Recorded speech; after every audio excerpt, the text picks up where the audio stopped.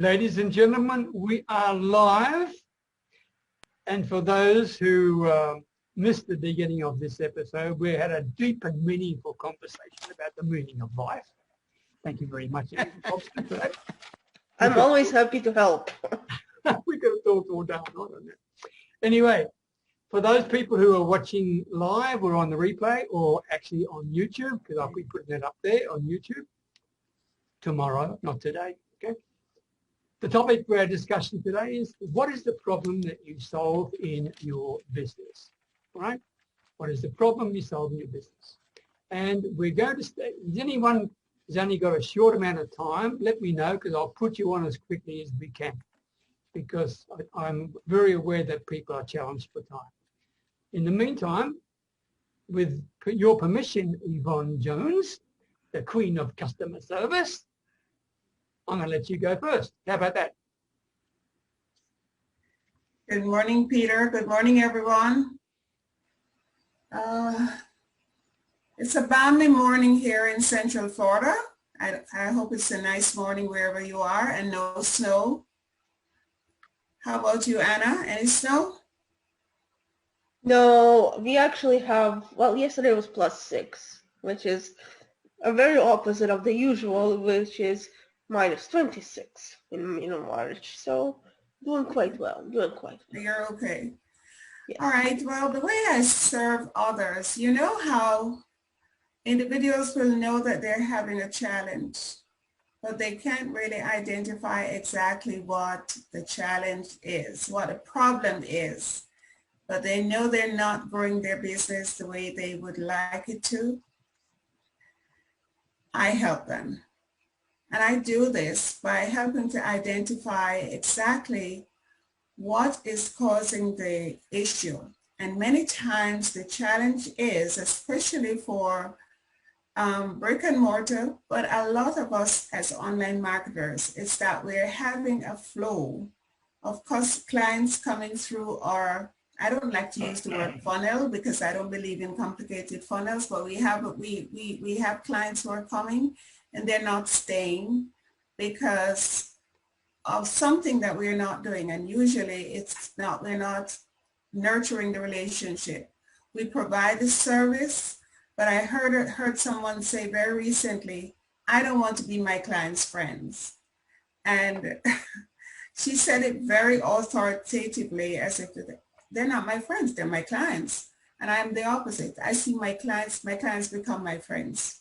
It doesn't mean that there is a line. There's a line that you don't cross, but you do that with even friendships too. So you know how far to take it, but becoming your clients' friends, where they can talk to you. It's not all about business. They can feel comfortable talking to you about challenges that they have. You don't have to be the solution, but you provide a listening ear. So I help them build those clients' relationships and create memorable experiences so that their clients will stay with them rather than they having to constantly spend more money chasing new clients. Yvonne, let me get this right. Are you saying that you want your clients to be friends? Yes. Okay. It's that damn simple, isn't it, when you think about it? It's what, sorry, Peter? It's that darn simple, really simple. Yeah, it's just that simple. Yeah, if you think of them as a friend, not as a client, okay, then the opportunities for you to work with them in ways you never thought possible will probably open up. Because if you keep thinking of them as a client, it's more like a transaction item, and it's not as a friendship, not as a relationship. Exactly. And if you think of your clients as a friend, we're all on social media. Well, most of us are on social media. And if you see something, you read something in their posts about, they're having a challenge here, or someone in their family is ill or something like that, that prompts you. You don't just have this hands-off attitude. Well, maybe when we meet next week or the next 2 weeks, we'll mention it. No, you reach out and maybe in a private message and say something to them. Just show them that you care. And if you have their address, you send them a card. Saw what's going on in your life. So sorry. just as you know, I'm thinking about you. That cements that bond between you and your clients. Yeah. So I am of the opposite view. I don't know how anyone else feels, but that's how I feel, and that's how I encourage my clients to be with their clients. Treat them, think of them as a friend, someone you really want to build a relationship with. I love that. And for those who are in the network marketing business, one of the things that people often face with is they're given potential people to approach within their team, but they think, how the heck am I going to approach these people? Okay, because they don't know me from Adam. They know the person who gave me the recommendation, but they don't know me.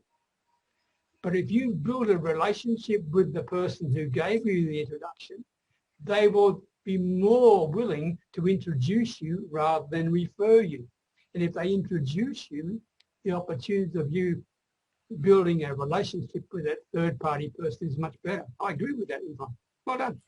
Can I just give one quick example? I don't want to hold it up because we all have to be, we have things to do, places to go.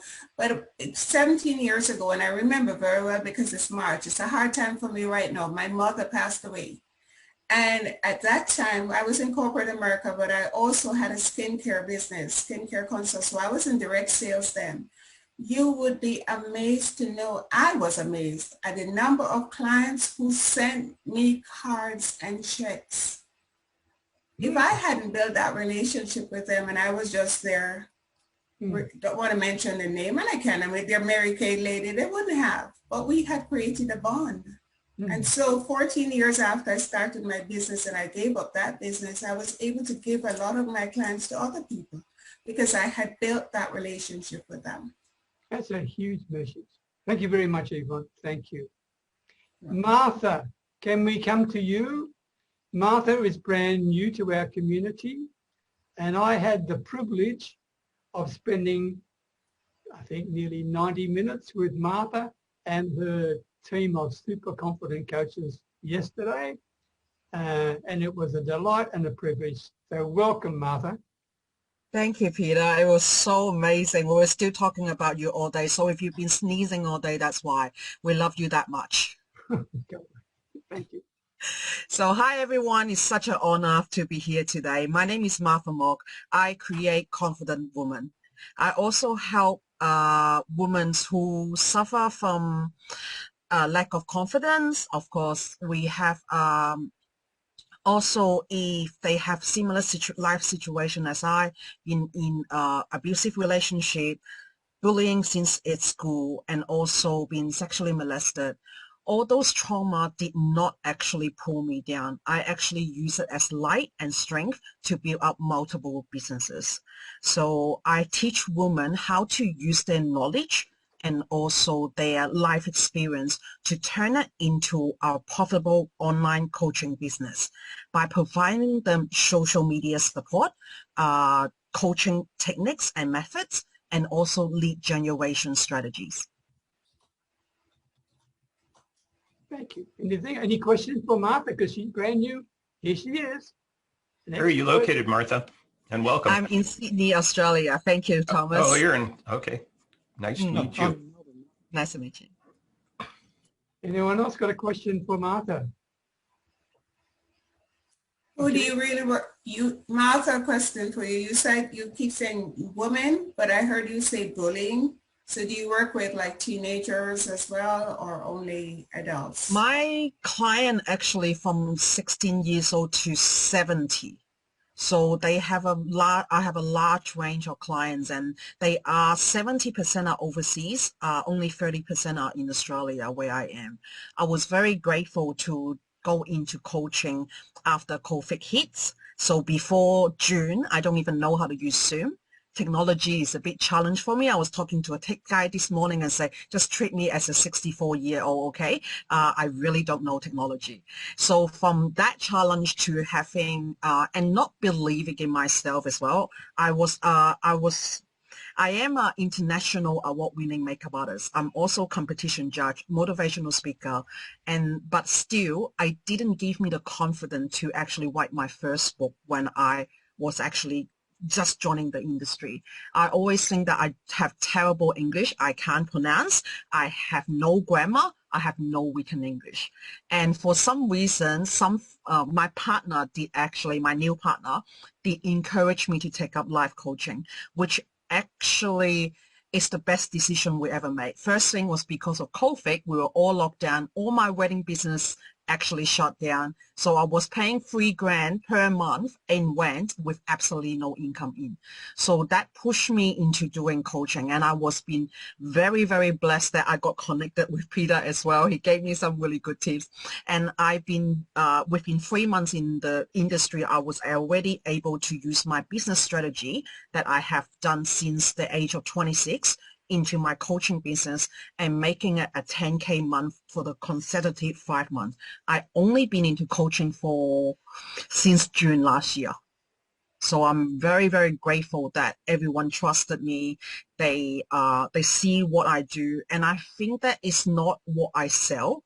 I don't do chest sequencing or any of that. Just like Peter, what he said is, and what Yvonne actually said as well, is treating your clients like a friend. And like I just changed 2 contracts to 2 of my clients that they cannot meet. Like it's not the beneficial for them. We have a 3 months unlimited contract, but they've been too busy to come to the class. So I said, you know what? Why don't I change it to 12 sessions for you, which equals to 1 session per week? And they just delighted, and they feel like that the pressure on their shoulder has been lifted off. So they're still getting value from it. Money is one thing, of course. We want a business. We don't want a charity. I do have a nonprofit organization that is setting up.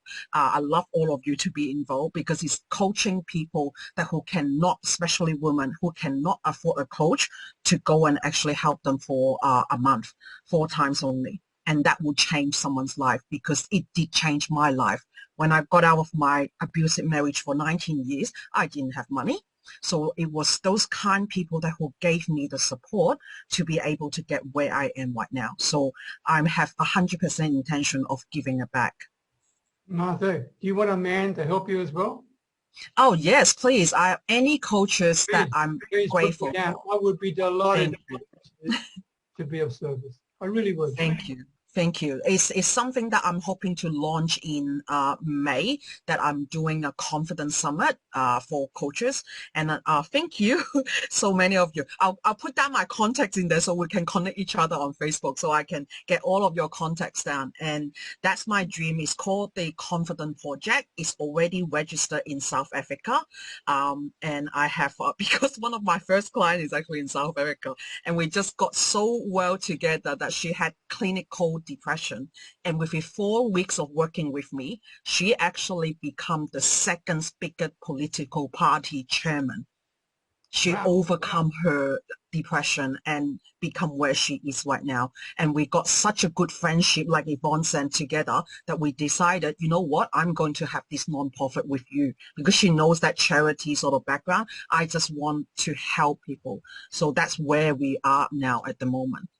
Hopefully, finger crossed, that everyone can put their efforts together and do the summit. We've been talking about it for 6 months.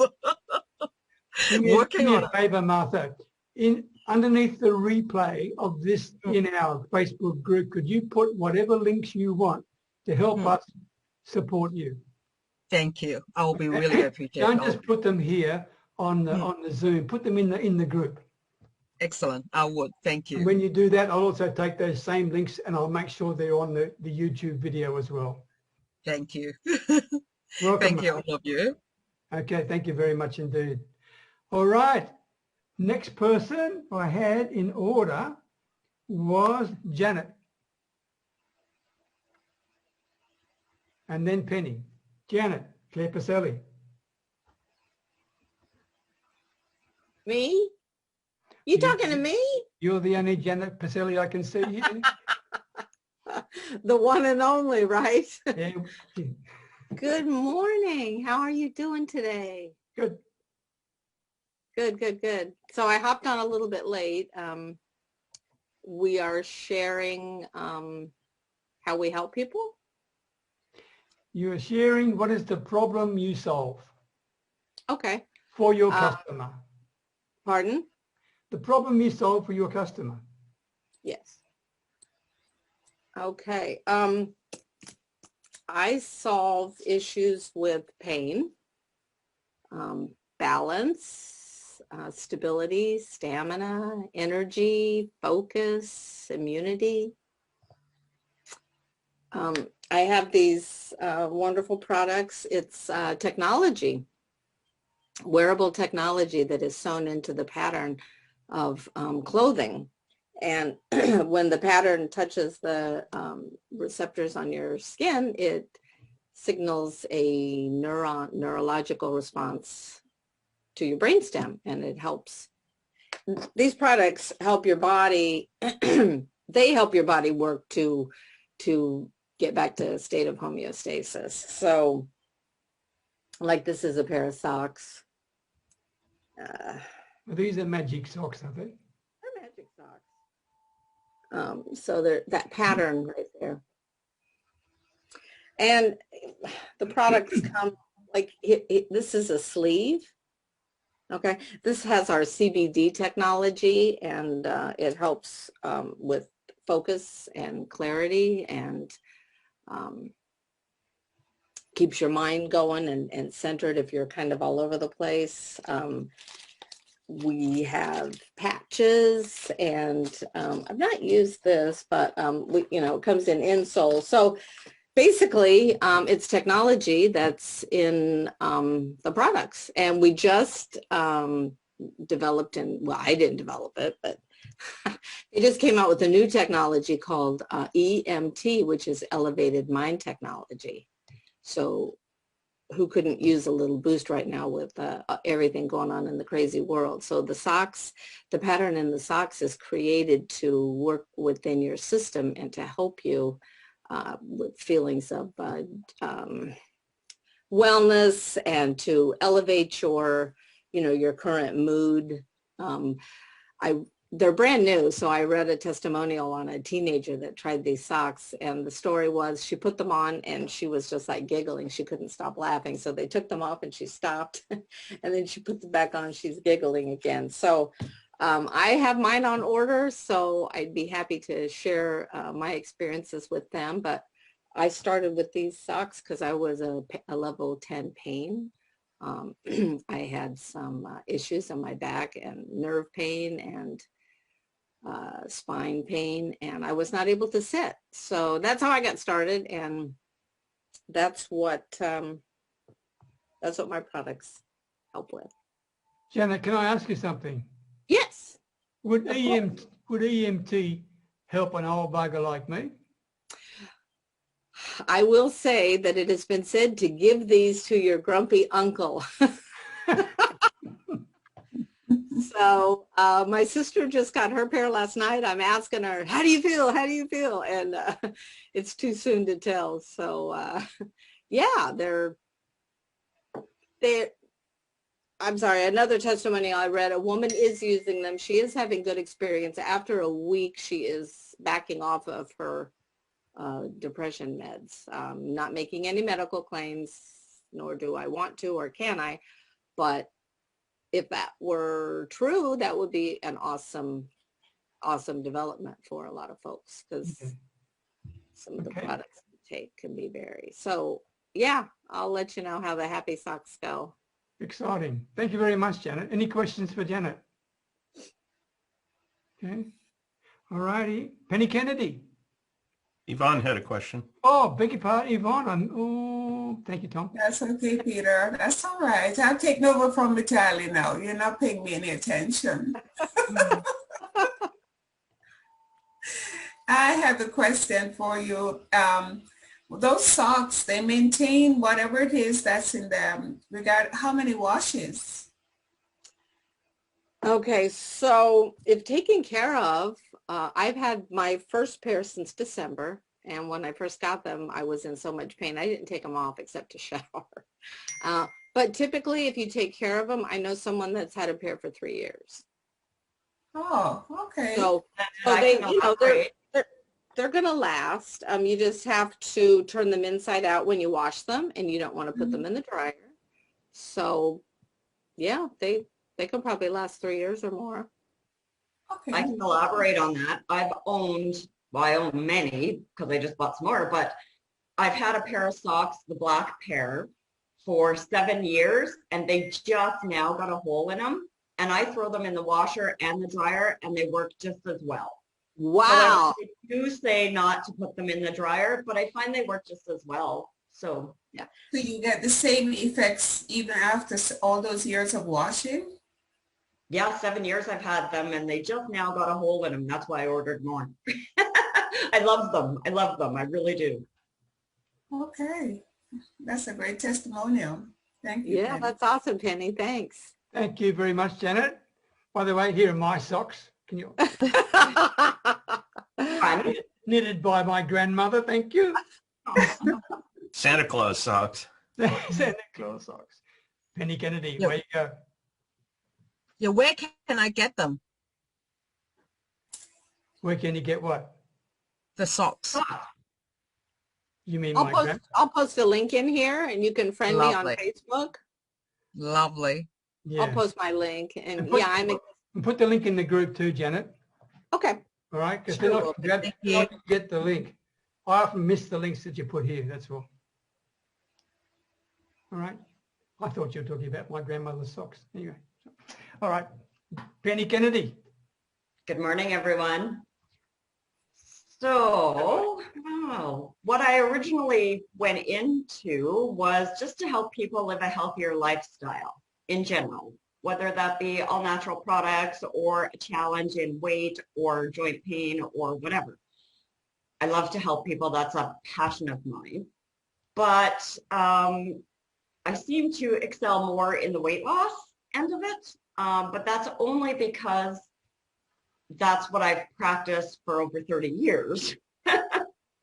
And just even on my own self, right, with modeling back when I was younger and that kind of thing, and my daughter modeling with me, and then my granddaughter is modeling with me. It's been natural for me.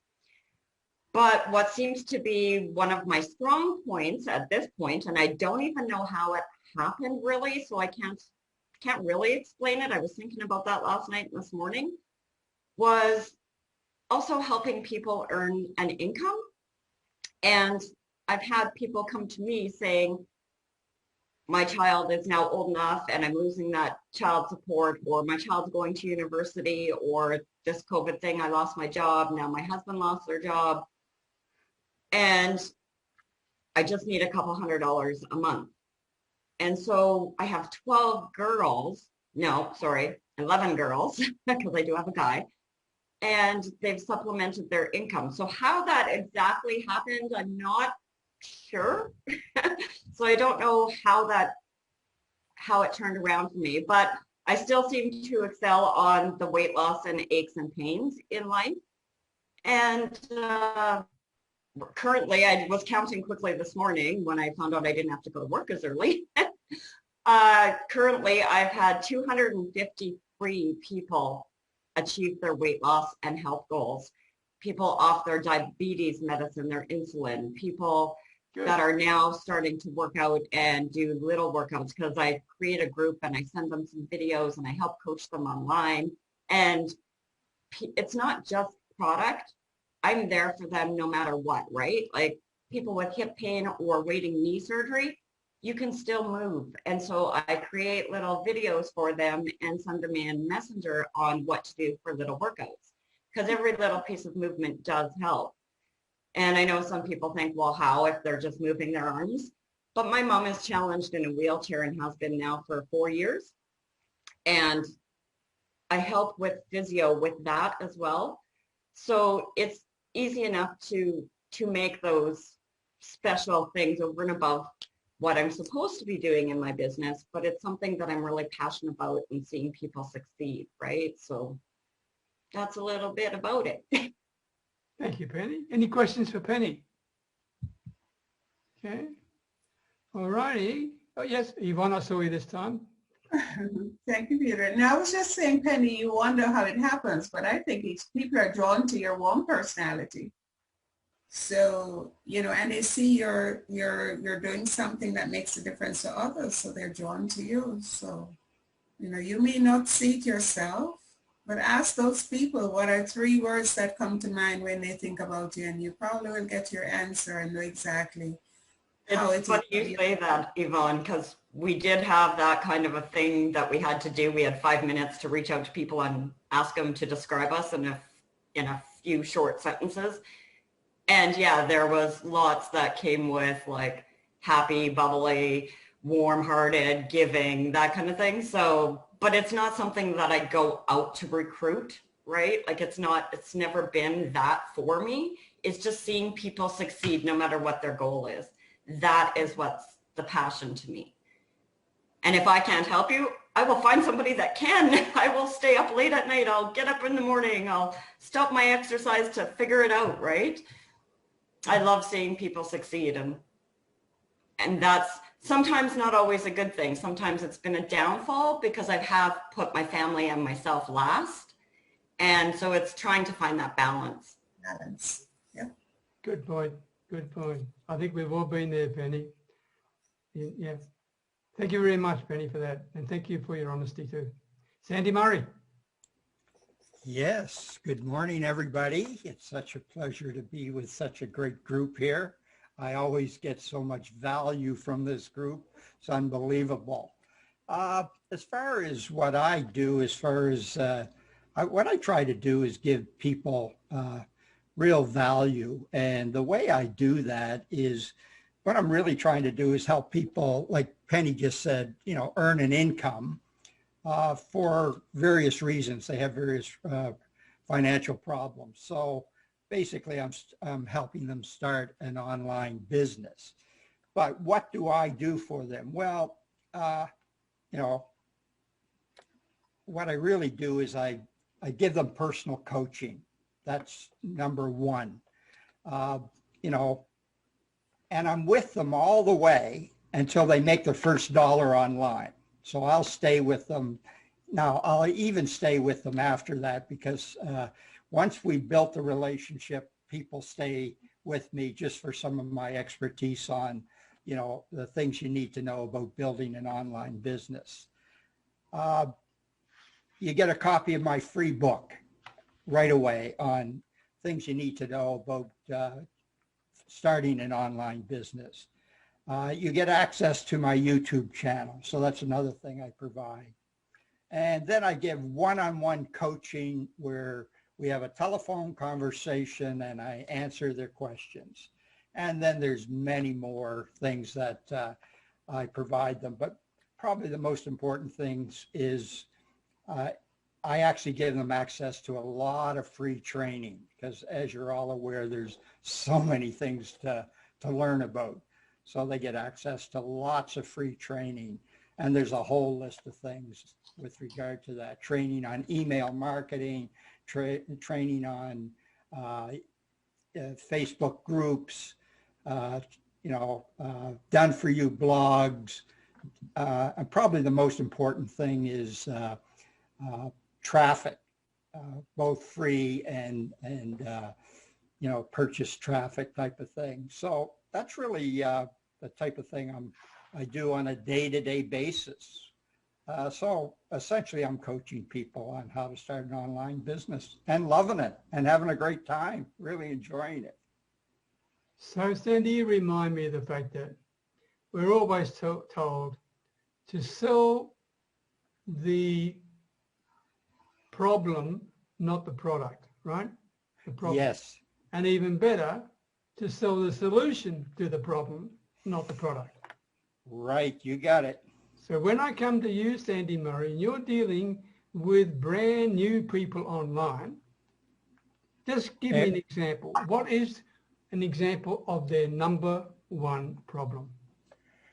I think their number one problem is a lot of it's to do with confidence and fear, and also the belief that they can do this. They have a mindset of, I'll say it out. I'll just say a negative mindset, or they've already drawn a bunch of conclusions about a particular, that they can't do it, or it's a scam. It's all this type of thing. So part of my philosophy is to try to get them to switch their mindset, to get them to realize that other people can do it, And generally I do that by telling them stories about maybe my successes or somebody else's successes.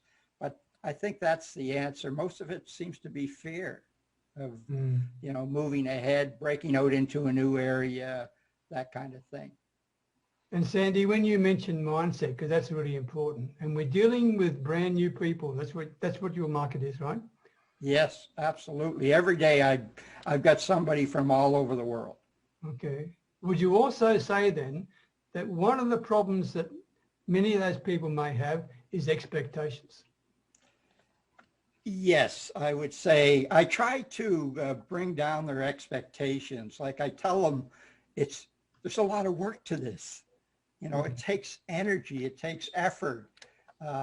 And I also tell them, put your wallet away initially, but I says at some point you're going to have to take your wallet out because you're going to have to invest in your business in some applications and things that you're going to need. But initially I just say, look, what I want you to do is I want you to listen first. I want you to take some training second.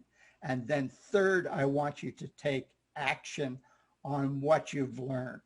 And then I say, once you've taken the action, then you really do know it. And more important, you can share it with others to help them be successful as well. And they can believe a bit more that they can do it. Yeah, they need what I call small wins. And I talk to them about when you do get a small win or you get by a roadblock, I want you to celebrate it. I want you to take the time to celebrate that one little win. And that may be just going out for a meal or just stopping for a few minutes and just thinking about what you've overcome and what you've achieved. And then, you know, let's get back on the road for the next thing. And the process just keeps going on. Thank you, Sandy. Very much indeed. Neha, are you there? Hello, Neha. Where are you? Yes, I'm here. I don't believe you. I can't. There you are. Okay. Hello. Is everything okay? Yeah. Hi, everyone. Hello, Neha. Hi. So what's a problem I solve for people as a relationship and public speaking coach? What I help people do is believe in themselves, get the confidence that they can get what it is that they want. When they are, oftentimes they're not aware of the possibilities that exist for them because they're very disconnected from themselves, their inner selves, their inner world. And what I do is I go in and I work with that, the inside.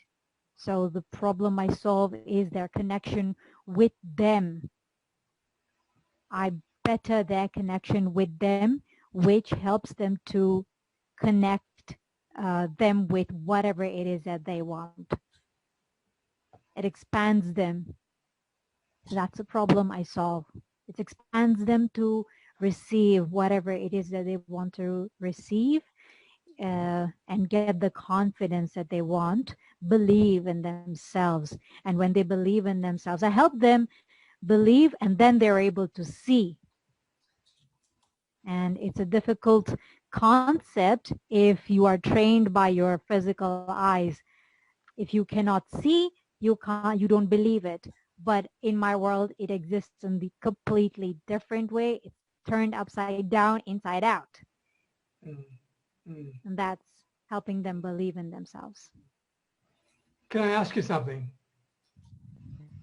You said yes, people who are disconnected with themselves. Can you just explain a little bit more to this old guy what that means? What happens because if they have had relationships since childhood, for example, where they have where their spirit has been shrunk, where they have been discouraged from pursuing things that they love, where they have been criticized or abused physically, emotionally, mentally, sexually, then their spirit shrinks or breaks. That's how they feel broken on the inside. They feel so disconnected Okay. with the bigger, their expanded self that they Got, actually are. Yeah. okay. And until you solve that problem and get them to face that problem and even recognize that problem, they can't expand their vision. Correct. Good. Thank you, Neha. Excellent. Any questions for Neha? All right. Tom Petty. Nice to see you out of your pajamas. I knew you were going to say something. Good morning, everybody. I was shocked last night. My wife was even saying, I'm going to get up and come to your meeting too. And I'm like, really? Okay. And then she texted me last night, no, I'm not going to your meeting. So, well, good morning. I'm Tom Petty. I'm in California. It's 5:42 a.m. here. So, yeah, what do I do to help, or what's the problem that I solve?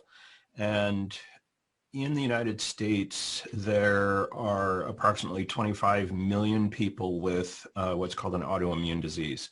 An autoimmune disease is where your body attacks itself. And auto meaning self, like autobiography is a book about yourself. So an autoimmune disease is exhibited in a lot of different ways. And in my case, it exhibits on my skin with a disease called psoriasis. It's an ugly, miserable disease that itches. And those of us that have it are embarrassed about it. We hate it. And we hate how we look. So traditional medicine gives people only a couple of choices on how to treat it, and it's often not very effective. And I'm 58 years old. I've been frustrated beyond belief with lack of results from what the doctors have been able to offer me. And I won't go into the long story, but the short version of the story is that I discovered for myself how to heal my own psoriasis from the inside. So it's the psoriasis is the smoke, but there's actually a fire that's inside of you. It's called inflammation. And by putting out the fire, you will cure the smoke. So I teach people how to put the fire out inside their bodies naturally without using toxic medications. Right now I'm off all medications except for a vitamin D ointment, and that's the only thing that I use that's prescription. Everything else is diet and specific supplements. So, and this is applicable to a lot of other diseases like rheumatoid arthritis, alopecia, vitiligo, psoriatic arthritis. There's approximately 80 autoimmune diseases that this could be applicable to. So that's what I do. So I have a website called controlmypsoriasis.org, and I'll put a link on the YouTube when this comes out too. But people can read more about it. Excellent, Tom. Thank you very much. Any questions for Tom? If any of you know anyone who's got any of those issues, please reach out to Tom. He's a very straightforward and a straight shooter. Martha, you had a question? I'm just going to refer two of my clients to Thomas. Yeah, please share your link and I'm just going to send it to them. Thank you. I appreciate that. I've also got a private Facebook group that I'm just getting off the ground. There's 2 people in it. I want more people in my group too. So that'll be awesome. Thank you. Right, no problem. Thank you, Martha. Excellent. And by the way, Tom, not just for Tom, but for all of us, okay, when we're dealing with a problem.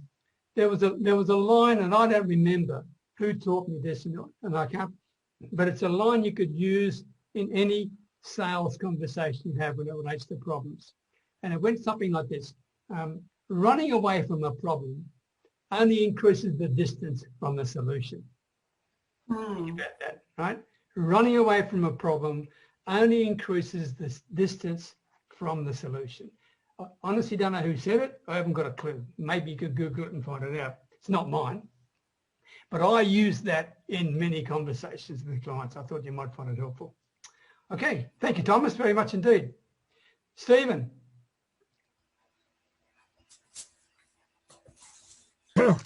Yeah, let's do this. If I can just make a couple of comments before I jump into what I'm going to offer.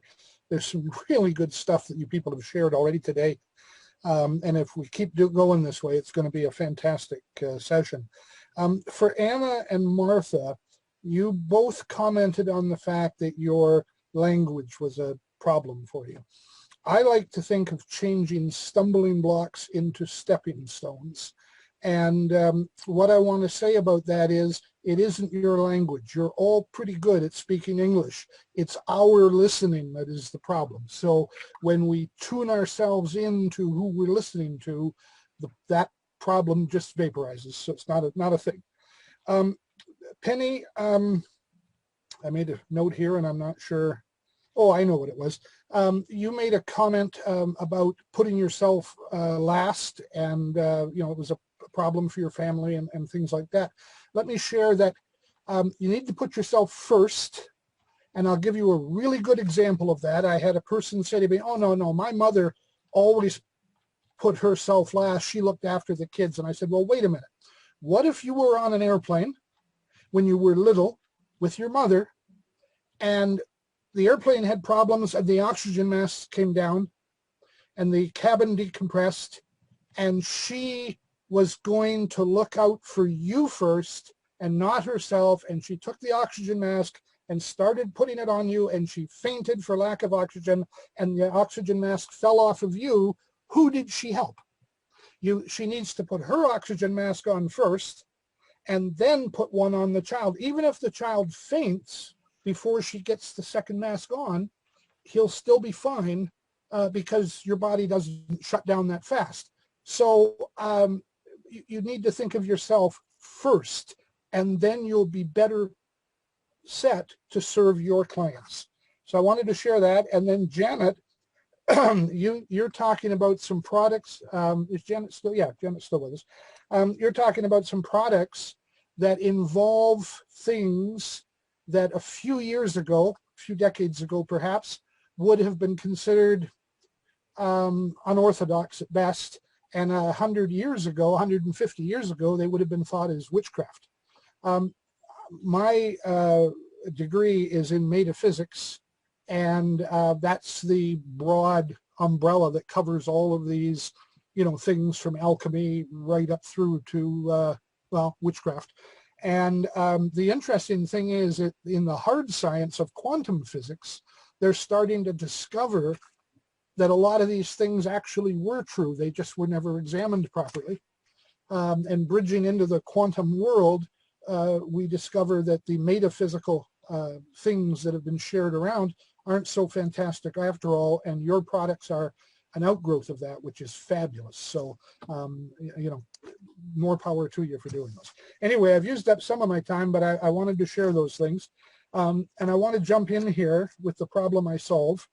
And actually, Sandy and I probably share a lot of the same type of clients. Because I deal with a lot of new people as well. I deal also with established people that have been around, you know, online for years. But they all have the same problem. And the problem I solve is overwhelm. People are overwhelmed by three things for me, the things that I deal with: technology, online business structure, and negative thinking. Sandy actually mentioned negative thinking. The technology part of it, that's where I started in the online business, was in the technology. I did my first e-commerce sale in 1989, and that's fully 10 years before the term was coined. I was building my first website in 1994, which was a year after the World Wide Web rolled out, and you could actually still count the number of websites that were online. So I've been around the technology a long time, and when I got into coaching later on, I kind of made a right turn and got into the coaching arena. I found that all kinds of people had trouble with technology. They were just overwhelmed by it. And so I worked with them to solve those problems. Sometimes I have to do for the people, and sometimes I teach so that they can go. I go by the philosophy, you know, if you give a man a fish, you feed him for a day. If you teach him to fish, you feed him for a lifetime. And so I do that with technology. Sometimes their needs are urgent, and you know, you can't wait to teach them. You've got to fix the problem right now and get on with it. But I like, where possible, to work with them over time, and then they have you know, they have their own solutions at hand for the things that they do every day. I had a person not too long ago said that was a stupid way to do business because you're teaching yourself out of clients. My longest client, still with me, about 12 years, I think, is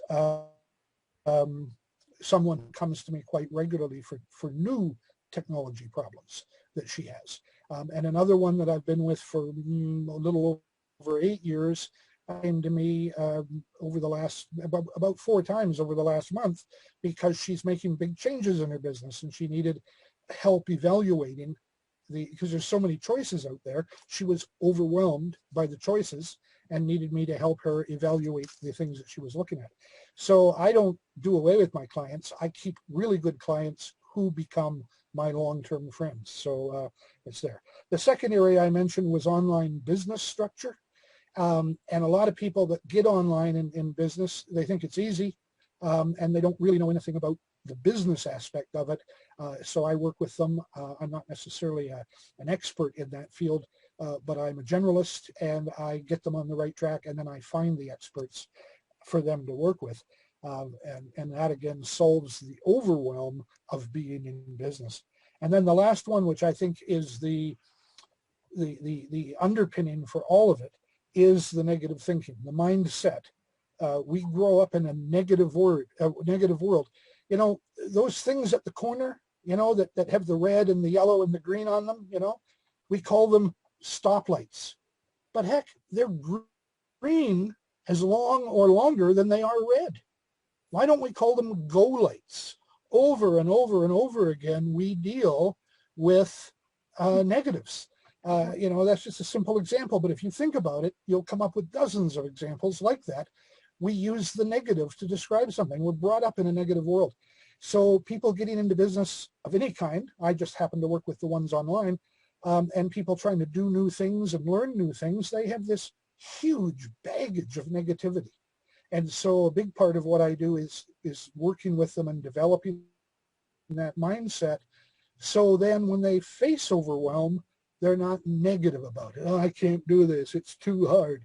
No, they get the right mindset, and then they start exploring the solutions. Peter used the word solution earlier, and that's the key to it, is to get people exploring their own solutions. So that's what I do. I deal with overwhelm. Thank you, Stephen. Very much indeed. Any questions for Stephen? I'm looking, Yvonne, to make sure I don't miss you putting your hand up, just in case. No. All righty. Before we go, Anna, you're next. Before we get there, I just want to say thank you, by the way. Behind the scenes, there are people supporting each other, joining each other's Facebook groups, etc. I love that. That's what it's all about. So thank you. And thank you for little things like Martha, you reaching out to Tom and sharing an opportunity for him to work with people. And by the way, Tom will do the same back. There's no doubt about that. So that's what these sessions are all about, helping each other grow our business, right? That's what it's all about. And I will also say, if I may too, sorry to interrupt, but to kind of Yvonne's point too, is that, you know, you guys are my friends. So it's like we live far apart, but it's like, you know, the reason I get up at 4 o'clock in the morning is because I want to go hang out with my friends, which is you guys. Thank you. They are very cool cats. Love you. I'm a cool cat who dyed an orange patch onto my head. Nice, nice. I know, right? And it won't come off. It's actually great. And now we have a new friend with Martha. Yeah. Yes. Have Martha join. Yes. Welcome to the community, Martha. Okay, so Anna, over you go. So I have a loud claim. I specialize in leadership and emotional intelligence. Right? So what I solved the problem, well, which problem I solved is, how do I make sure that I have confidence in my business to work without me, to work ethically and represent my ethics? How do I handle social situations? How do I align with the right people for the right purpose? How do I build this relationship with intelligence and intent and care? So treating, or for example, having clients as friends, I think it's a great mindset. I very much support so. And I would say that how do you get to that place where you know how to build relationships and you're confident in yourself despite your little maybe silliness? I'm a very silly person, but I'm also a very intense person. So for example, if I'm working with a very assertive woman, such as myself, how do we handle social situations when we are bombarded with how do we be elegant? How do we be successful? How do we get to this and this and this? And nobody tells us. Nobody taught us the social skills. I am not a shy introvert. I boggle a lot of people's minds, So how do you behave in a situation where you find where, especially in male-dominated situations, when a man tries to take over a conversation, tries to mansplain what women say, how do you handle the situations with grace, but ethically, so that you never feel like you betray yourself? So I answered the question of how do I do business as a human who wants to help other humans without hurting myself in the way, without all those burnouts. Everybody here burns with passion. How often do you burn out? How often is your energy, emotional energy, is depleted? And do you know how to put systems in place in your business to avoid this? How do you trust yourself to do this work when you have a lot of how-tos? Everybody has a how-to. You need to be like this, you need to be like this. How do I stay true to myself? What if I don't want to be the success that other people think is a success? I don't need houses. I'm not looking to make millions so I can do and buy like expensive things. I'm looking to make money, to make sure that my value is appreciated. And how do I do that is the answer I solve for other people. So I hope that was legible. Yes, it is. Hearable. Yeah, it was. Any questions for Anna? I like the idea of being able to be able to continue to work without having to lean on you. You help people to be independent of you. That's what it amounts to, right? Absolutely. It's about learning to trust yourself in stupid situations. How do you stay smart in stupid situations is the question that I ask. People don't usually ask it this way, but a lot of it is, for example, I always burn out is what I hear. How do you have systems in place to catch you when you burn out? Which systems work for you? I take you on this journey of discovering yourself in business. Anna? Yes. Question without notice, okay? I mean, one of the challenges I've got is the fact I get too damn enthusiastic. Okay, I really do, and it happens more than it should. But I'll wake up at 2 o'clock in the morning with something that's running around my head. Hey, this is something I can help Yvonne with, or Tom Petty, or Patrick, or whatever. I've got this idea running around my head, and I get out and I write it down to get it out of my head. But it doesn't work, because then I've got to get up and work on it. Okay, and I do it with a passion, and I love it. I love doing it. And next thing I know, it's 6 o'clock in the morning. I've missed my sleep. How do I handle that? I have a bunch of solutions for you right here. So we'll start with the systems solutions. And we'll start with the, so I'm going to be quick. So with the base, so this is who you are. You're an enthusiastic man, you're a passionate man. So we work with who you are and create the systems around you. I'm like you. When I get super enthusiastic about an idea, a plan, anything, it takes over. So I build my lifestyle as much as obviously possible around the fact that at any day I can be working until 4, 5, 6 because I got excited about something or I read something and I have a million thoughts and they won't stop and I can use it with this client and this client and it's amazing. So I build that understanding into my processes. I don't usually start my days this early because I assume I'll be working until late. So I've scheduled my life as much as possible to accommodate enough sleep later in the day, for example. Another thing is find a way, and I think that's already more of a journey, of how do you get to a place when you can write your thought and trust yourself that your enthusiasm won't wane in the morning. And maybe if it does wane in the morning, it wasn't such a great idea. So maybe build systems around them, pardon me, around this understanding. You can also have accountability if you want to change the habit itself. If you really feel that it's a negative for you habit, it doesn't work for you, it hurts you. Then you need to work with your habit mindset. Habits are patterns. So we go with patterns. What are good patterns that you want to introduce first before you try to eliminate the bad ones? Because if you try eliminating the habits first, what happens is you don't have the good habits in place to support you those times when you fall off that wagon. And we all fall off some wagon once in a while.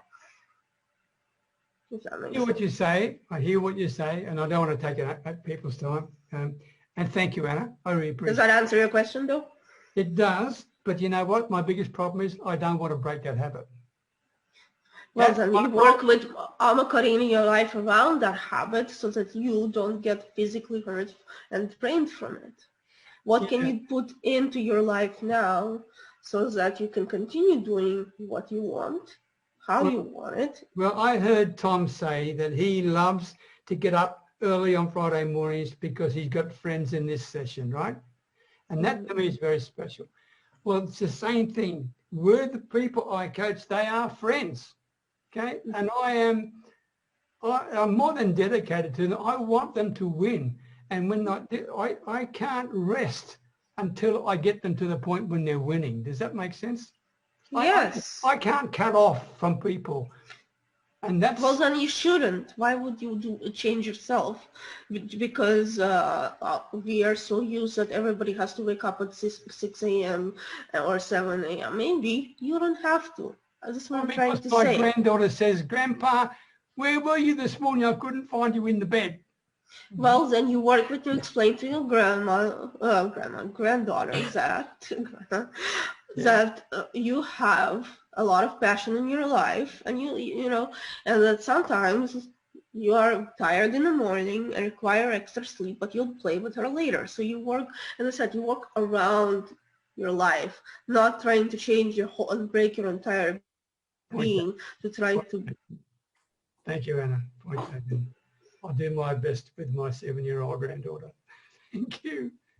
She's delightful. Great advice. Alan Edwards, lovely to see you, my man. Hi, everybody. Hi, Peter. Can you hear me okay? Very loud. Oh, yeah, great. So do you know the topic? Habit of leaving it on mute, so just wanted to be sure. Okay. Well, the topic we're talking about was what is the problem you solve in your business for your client? Right.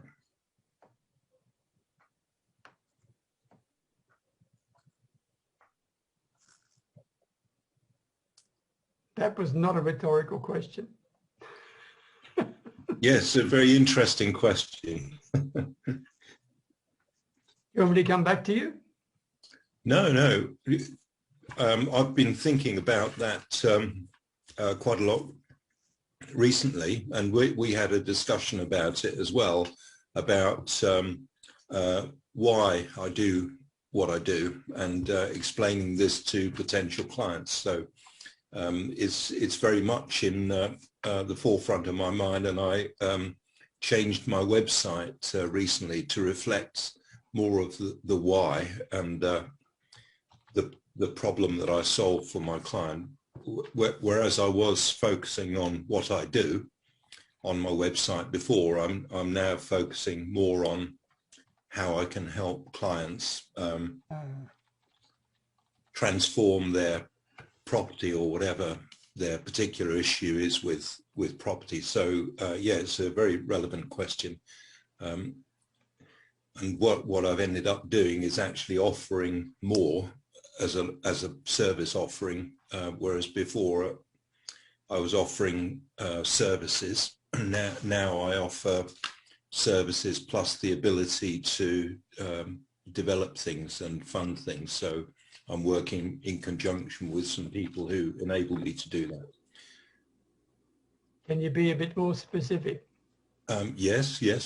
I'm working with a group of developers, so I would effectively joint venture with them to carry out transformation of a particular site. Just this morning, I've been to look at a site in the east of England in Kent.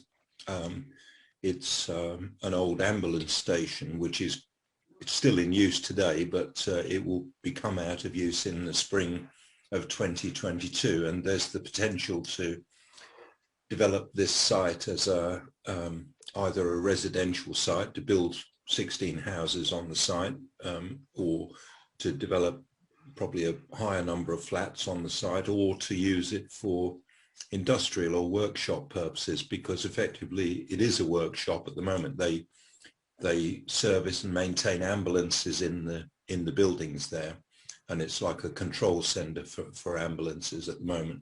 So there's an office there and restrooms and everything. So it's a useful building. It's not derelict.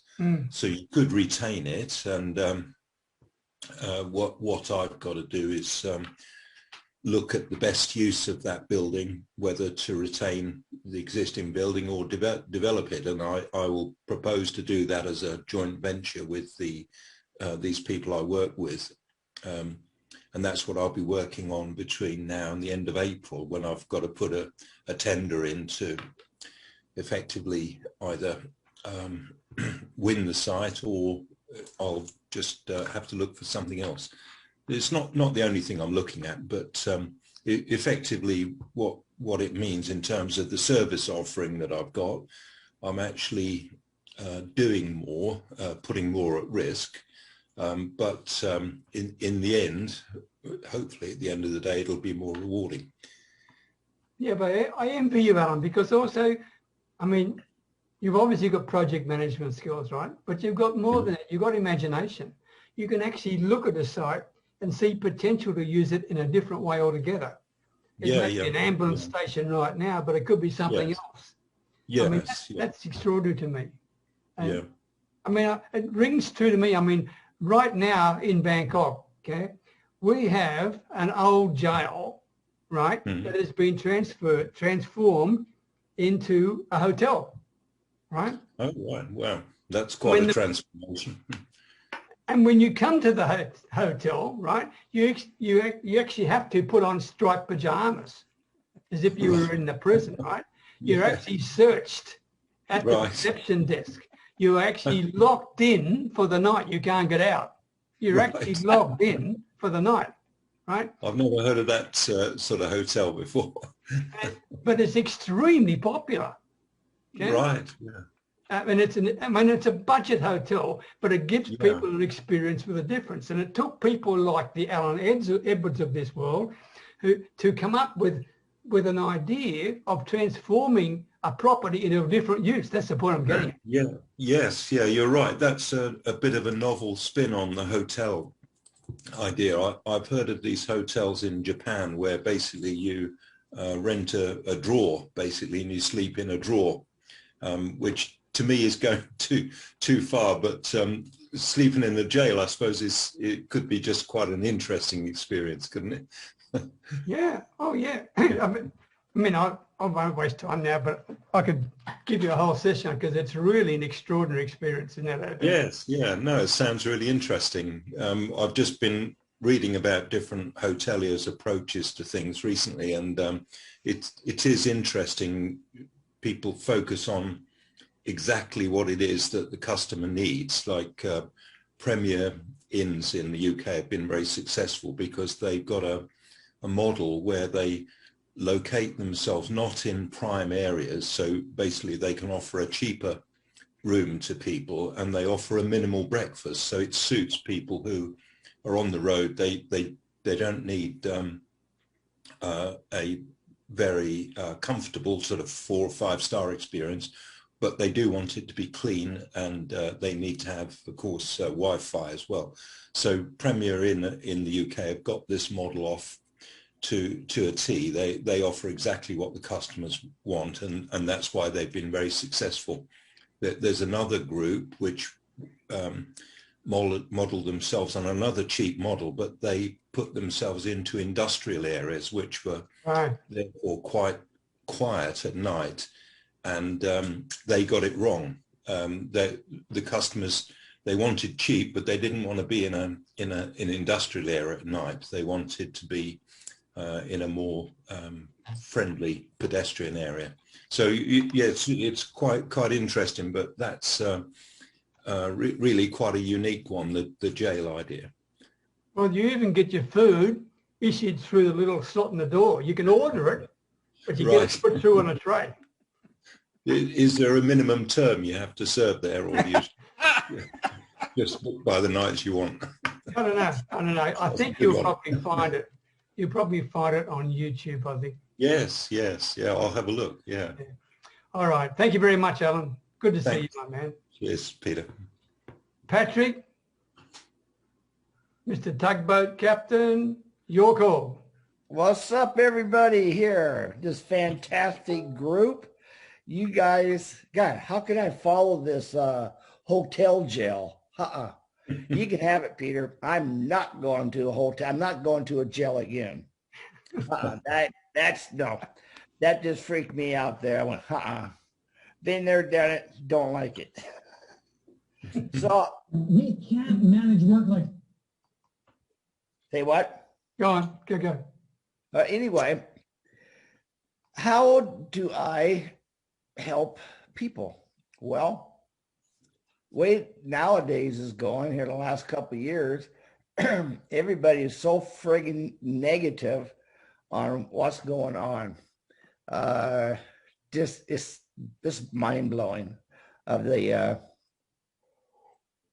these people who doing hate crimes, and focus on certain ethnics. It just screwed. It's mind blowing. It really is. So I like to get people into a very good positive mood, positive atmosphere when I do my Facebook lives, because I'm just kind of out there sometimes. I get really involved in telling my stories about my Navy days, tugboat days.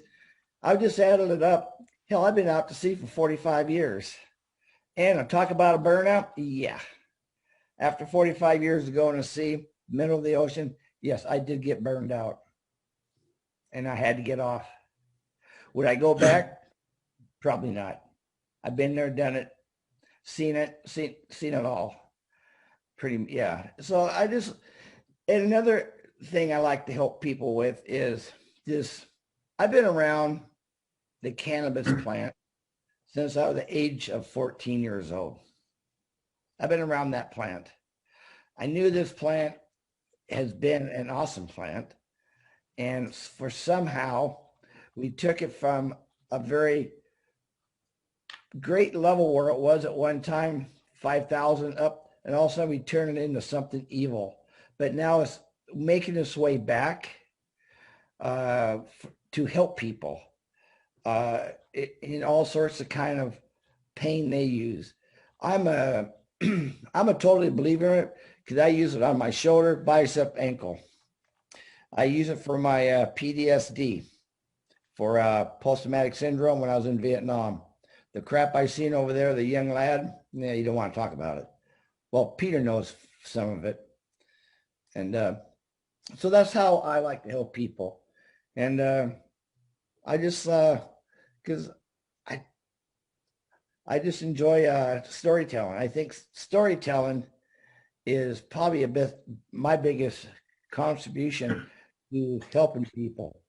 Because when I talk about living on the high seas, I've been putting those 4 different places in Facebook groups, 4 different tugboat areas, and I got people coming back to me who hasn't seen me for a while, you know, who I worked with. I sat alongside and smoked a joint on a bow of a tug, you know, up in the wheelhouse, you know. So, you know, we chatted on Messenger, we chatted privately about that. So that's how I love to help people of this beautiful thing I use. Thank you, Patrick. Any questions for Captain Patrick? Yes, Anna. Well, not so much a question, but I think that sharing your story and your voice is one of the best things we can do for others. You never know what finds an echo in somebody's heart and mind. I think what your skill is one of the most wonderful skills, one of the oldest skills to be appreciated, because that's how all storytelling started, right? Verbally. That's how the Iliad was. It was a verbal story for many years until somebody wrote it down. So maybe you are making your own Iliad now. Good point. Maybe, never know. Good point. And by the way, Patrick mentioned something else. He actually has joined a Facebook group full of tugboat guys. I mean, I didn't even know that sort of group existed, right? So he's in a world of his own there. And Patrick, goodness, I mean, the world's your oyster there probably. But who knows? When I do these tugboat, after I did my Navy, I've been posting my tugboat stories back on the USS Enterprise. There are 2 Facebook groups. I said, the life after the Navy, working on tugs. And I got, you know, I had people coming in and ask me, okay, how do I get into a tugboat? How can I do this? And they're young kids. Yeah. I said, my first response said, they always are looking for a good cook. If you know how to cook, you got it. And interesting. Bye-bye, Neha. Thank you very much. Thank you for your wonderful contribution. Before we finish, I just want to make... oh, sorry. Go. I was going to say to Pat, too, you know, it would be fun if you post your videos to Star Trek pages, you know, USS Enterprise. I don't know, could be a lark. Yes. I wonder if Patrick plans to write a book, or if you've written one already, because you have so many stories to share. Somebody asked me about that. The story, this one guy named Pierce told me, we don't want to write a novel. We just want to write short stories. I think your short story system would kick it. But I'm not a writer. I need somebody I can put it, you know, tell them the story on tape and let them, you know, like a ghostwriter. That's what I need. By the way, and I just got an apology from Donnelly Bowman. She couldn't join us. She wanted to, but she couldn't. But one thing I want to mention to you, Patrick, I mean, is opening all sorts of doors, goodness gracious, in tugboats and enterprise, etc. But think of the opportunities, not just for him, but for everybody here. Who knows? He may come across people who want to start a business online, Sandy, right? And who can Patrick refer them to? Can refer them to you, right? Or they may have a problem with their confidence in things, Martha. Or, goodness great, I mean, they don't know how to deal with customers in the right way, Yvonne. There's a whole lot of opportunities here. All I'm saying to you is please, please keep in touch with each other, and please keep sharing with each other, because the more you give to others, the more you'll get back. And I am an absolute 100% believer in that. And that's the whole purpose of our Facebook community. And it's also the whole purpose of our Friday sessions. I hope that makes sense to you. Okay. Yes. And I appreciate you all for the time you share with me. And to me, it's very special. And by the way, Patrick, if there's people who've been involved in the Navy or on tugboats or on Enterprise, you know, goodness gracious me, they're probably people that Tom Petty could help as well, when you think about it, right? So think that through. Keep talking to each other. Okay, Sandy. Yeah, I was just going to say, Patrick, one of the things I think you might consider doing is just focusing on what is your offer. What is it that you really are offering? Like, I don't know if you quite get what I'm saying, but kind of write that sentence down and then start answering the question. And it doesn't relate to the product. It was like Peter and I were saying before, it relates to what it is that you're really giving. It's a challenge, I must say, is if you can come up with either 5 or 6 things that you are offering. I mean, your expertise that you grew up with the cannabis, that's something in itself. Your stories, you've got the stories down pat. You are the best storyteller I know of. But there's 3 elements. There's the story, the offer, and the hook. And I don't want to get into the details, but I just think in your case, I'd like to hear more about what what you're offering me. Try to think about what you're offering me as, how you could help me possibly. Anyway, something to think about. Thought I'd throw that out for you. Understandable. Somebody told me that a while back too. Good point, Sandy. Thank you very much. All right, everybody. Thank you. Oh, Stephen, yes? Stephen, just quickly, this is for Patrick, but others may find it useful. Patrick, you tell stories beautifully, so you can write them exactly the way you tell them. And if you have trouble with that, record them as you tell them, and then either transcribe them or get them transcribed.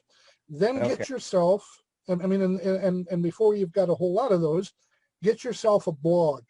WordPress.com or Blogger.com, you can get a free blog. I would recommend WordPress because if you ever want to upgrade to a website, you can very easily transfer from one to the other. But the blog is free. You post your blog posts, your stories that you tell and write. 600 words or so is good. And over time, you'll build a collection of them. People will come there. You can promote the link and people will come there and read what you write. They'll come back to see what's new. If you can write 2 stories a week, that's all you need to do. That's great. If you can do 1 a day, that's fantastic. And over time, you'll have a bunch of these stories. Now you say you can't write a book, you can write short stories, but a book can be a series of chapters in which each chapter is a short story. Your stories tend to have messages in them, and so as a chapter in a book, they will deliver, and you can take 50 short stories, put them into a book, and you've got something to publish. Just a thought. Very true. Thank you, Stephen. Yeah, you don't even have to, Patrick, write. I'm not a good writer, but what I did is for my grandkids and my own kids, I just recorded my stories, and then I copied them to a CD, and then I gave them each a copy of it. I'm just saying that audio is one of the most powerful tools that we can use. Another suggestion. Yeah, I got them all saved in my on my computer from all my stories I've been talking about ever since I've been riding my bike across states. Very good. Very good indeed.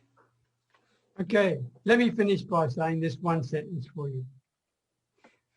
Life is problems, right? Yes. But living is solving them. Yes. Think that through. Yeah. Think that through.